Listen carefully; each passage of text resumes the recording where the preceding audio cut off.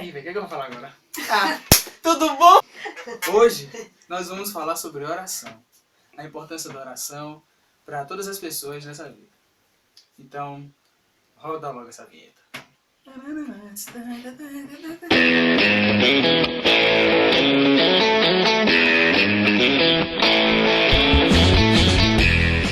Bom, assim, todos gostam da ideia de um super-herói. Talvez de querer ser um ou de ser salvo por um. Porque nós temos esse desejo de conhecer algo incrível, algo extraordinário, algo espetacular, algo que tenha poderes maiores do que nós, porque indiretamente a gente percebe que nós temos nossas limitações. Nós também sabemos que nós podemos perceber, né, nos quadrinhos, nos desenhos, nos filmes, cada um tem um tipo de ser chamado. Por exemplo, o Homem-Aranha, ele fica ouvindo os rádios dos policiais, tem o bate-sinal para chamar o Batman, tem o Superman que tem sua super audição e ouve qualquer grito de socorro no mundo. Com Deus não é muito diferente.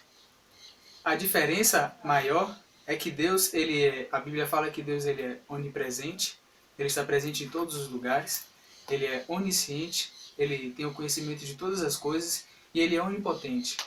Todo o poder está nele.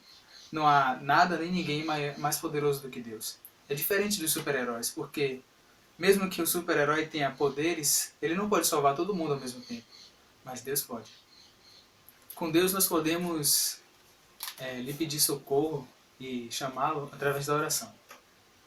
Jesus disse sobre a oração: peçam e vocês receberão.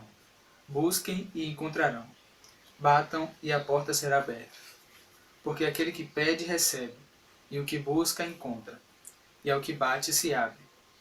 E qual de vocês que tendo um filho, pedindo-lhe pão, lhe dará uma pedra? E pedindo-lhe peixe, lhe dará uma serpente? Se vocês que são maus sabem dar coisas boas a seus filhos, quanto mais o vosso Pai que está nos céus, que dará coisas boas ao que lhe pediu. Deus, ele é Pai. E, por isso, ele quer participar das vidas de seus filhos. Veja agora esse vídeo explicativo, para vocês entenderem melhor. Um menino estava brincando fora de casa, na sua caixa de areia. Estava fazendo buracos e castelos de areia. Como sempre, estava muito bem. De repente, sua pá bateu em uma coisa dura. Ele percebeu que era uma pedra e não queria ela na sua caixa de areia. O menino começou a cavar. Cavou em volta. Tentou mexer, empurrar, mas a pedra não se mexia. Pela janela, o pai do menino via o seu esforço.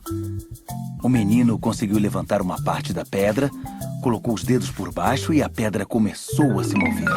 De repente, a pedra caiu e esmagou o dedo polegar do garoto. O garoto chorou e o pai chegou correndo. O pai se aproximou do filho e perguntou: Filho, eu não entendo. Por que não usou toda a sua força para levantar a pedra? O menino respondeu chorando: Mas foi isso que eu fiz, sério. Não é verdade, disse seu pai. Você não me pediu ajuda. O garoto parou de chorar. Em seguida, concordou com a cabeça e disse: Tá, papai. Você pode me ajudar? Os dois se abaixaram e levantaram a pedra juntos. Um dos motivos da oração é você ter a ajuda de um pai que pode te ajudar a mover as suas pernas. Pelo vídeo nós percebemos que você usa toda a sua força quando você chama o seu pai e pede ajuda dele. E Deus, ele é assim. Ele é um pai que quer te ajudar nas coisas mais difíceis. E não só nas pedras enormes, nos problemas que aparecem, como uma briga dos pais, ou a sua saúde que ficou ruim, ou coisas... Ele quer se preocupar... Ele se preocupa com coisas pequenas. Ele se preocupa com os mínimos detalhes. Ele se preocupa com os seus sentimentos, com os seus pensamentos, com os seus medos e receios. Porque ele é um pai que ele quer ter relação com você. Todo pai quer ter relação com seu filho. Deus não é um simples gênio da lâmpada que vai atender todos os seus pedidos. Você pede e recebe. Hoje eu vou querer um carro novo. Hoje eu vou querer uma boa nota na prova. E simplesmente pede e espera receber seus pedidos. É mais que isso, ele é um pai relacional. A Bíblia fala no livro de Tiago, o seguinte: chegai-vos, pois, a Deus, e ele vos chegará a vós. Algumas pessoas elas sentem medo de se achegar até Deus porque acham que estão muito mal na vida, estão andando errantes demais, ou que elas estão perdidas e não se sentem dignas de falar com Deus. Mas através de Jesus Cristo nós temos essa possibilidade. Esse é um exemplo que vai ficar para outro vídeo, mas saca só. Digamos que aqui seja eu e você e todo o resto do mundo. E nessa mão é Jesus. Esse livro vai representar o pecado. O pecado não nos deixa ter acesso com o Pai. Mas quando Jesus veio e tomou os nossos pecados, Ele nos deu liberdade para falar com Deus à vontade.